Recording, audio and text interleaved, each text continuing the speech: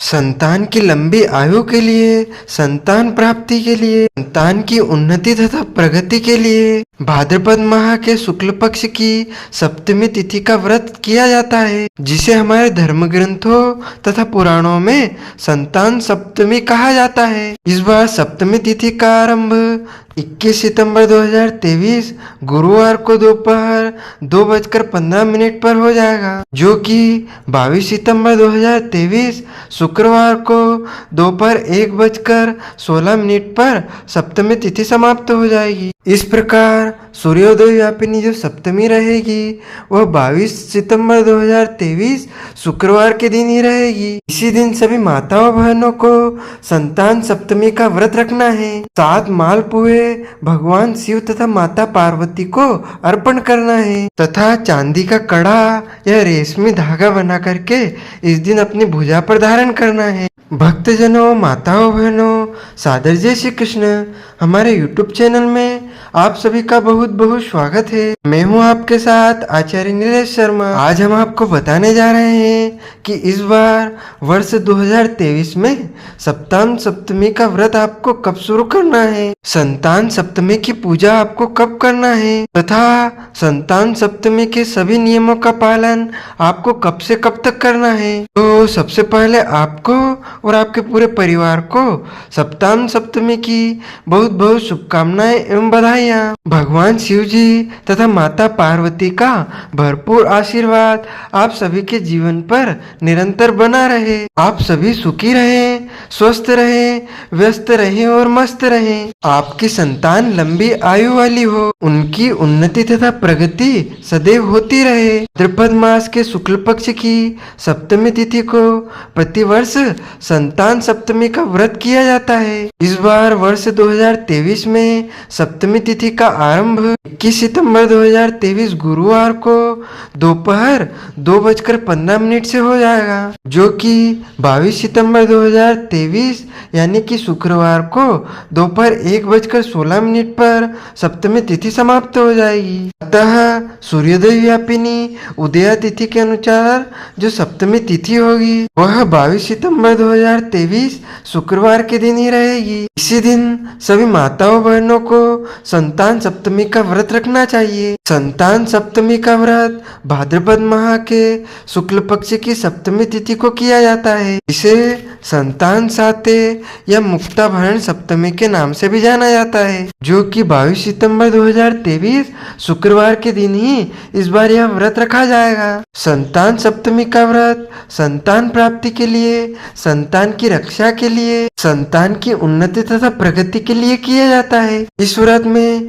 भगवान शिव तथा माता गौरी की विशेष पूजा का विधान होता है। भाद्रपद माह के शुक्ल पक्ष की सप्तमी तिथि के दिन इस व्रत को धारण किया जाता है और इस व्रत में विशेष रूप से एक 7 गठान वाला धागा या किसी धातु का गंडा बना करके उसको अपनी भुजा पर धारण किया जाता है। 7 मालपुए बनाए जाते हैं। संतान के लिए विशेष तौर पर यह व्रत किया जाता है। इस व्रत को करने वाली माता को प्रातः काल स्नान व नित्य कर्म की क्रियाओं से निवृत्त होकर के स्वच्छ वस्त्र धारण करना चाहिए। प्रातः काल में भगवान श्री हरि विष्णु व भगवान शंकर जी की पूजा करनी चाहिए और सप्तमी व्रत का संकल्प धारण करना चाहिए। निराहार व्रत रह करके दोपहर को चौक पूर करके चंदन, धूप, दीप, नैवेद्य, अक्षत, सुपारी तथा नारियल आदि से भगवान शिव जी की पूजा एवं आरती करना चाहिए। 7 गठानों वाला गंडा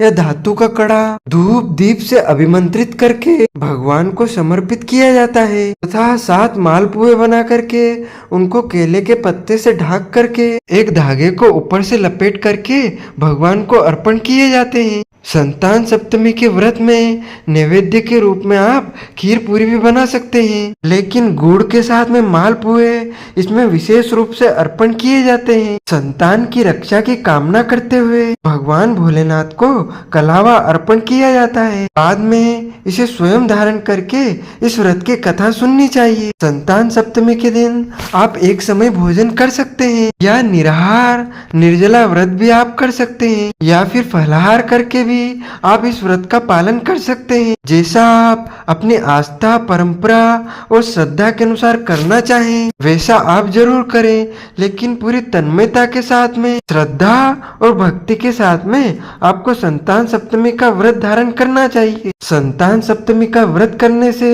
आपको मन वांछित पुत्र या पुत्री की प्राप्ति होगी। और यदि आपकी संतान की उन्नति नहीं हो पा रही है, उनकी नौकरी नहीं लग पा रही है, व्यापार में उनकी प्रगति नहीं हो पा रही है, आपका बच्चा पढ़ाई लिखाई में कमजोर है, या किसी कारणवश आपकी संतान की उन्नति तथा प्रगति नहीं हो पा रही है, उनका भाग्योदय नहीं हो पा रहा है, तो आपको उनकी उन्नति प्रगति के लिए, उनके भाग्योदय के लिए संतान सप्तमी का व्रत अवश्य रखना चाहिए। संतान सप्तमी व्रत वाले दिन इसकी कथा भी अवश्य सुननी चाहिए। कथा हमेशा ब्राह्मण के मुख से ही सुनना चाहिए। कथा सुनने के बाद यथाशक्ति दक्षिणा भी उनको अवश्य प्रदान करना चाहिए। बोलिए शंकर भगवान की जय, पार्वती माता की जय। संतान सप्तमी व्रत की कथा से संबंधित एक पौराणिक कथा प्रचलित है। इस कथा के अनुसार एक बार भगवान श्री कृष्ण ने राजा युधिष्ठिर को बताया कि किसी समय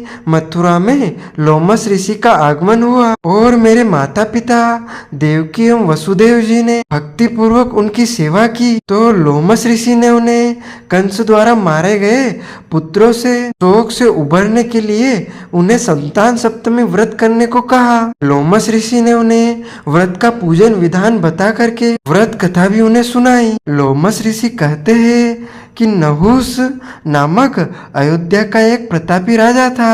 राजा की पत्नी का नाम चंद्रमुखी था, जिनकी एक प्रिय सहेली थी रूपमती।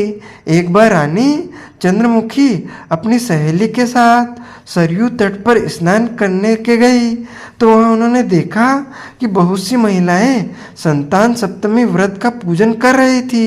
रानी अपनी सहेली के साथ वहाँ बैठकर संतान सप्तमी व्रत पूजन देखने लगी।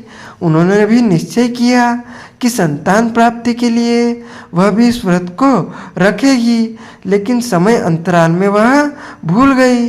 समय का चक्र चलता रहा और रानी उनकी सहेली देह त्याग कर परलोक चली गई। फिर इनका पशु समेत अनेक योनियों में जन्म हुआ और फिर उन्होंने अपने कर्म फल से मनुष्य शरीर प्राप्त किया। रानी चंद्रमुखी ईश्वरी नामक राजकन्या हुई और उनकी सहेली रूपमती ब्राह्मण की कन्या हुई। इस जन्म में रूपमती को अपनी सभी पुराने पूर्व जन्म की बातें याद थी। उसने संतान सप्तमी का व्रत किया, जिससे उसे 8 संतान प्राप्त हुई, लेकिन ईश्वरी ने इस व्रत को नहीं किया, जिससे वह इस जन्म में भी निसंतान थी। रूपमती के पुत्रों को देखकर ईश्वरी को जलन होती थी और उसने कई बार उन्हें मारने का प्रयास किया, लेकिन वह असफल रही। बाद में उसने अपनी गलती मान ली और रूपमती से क्षमा मांगी। रूपमती ने ईश्वरी को क्षमा कर दिया और संतान सप्तमी व्रत करने के लिए कहा।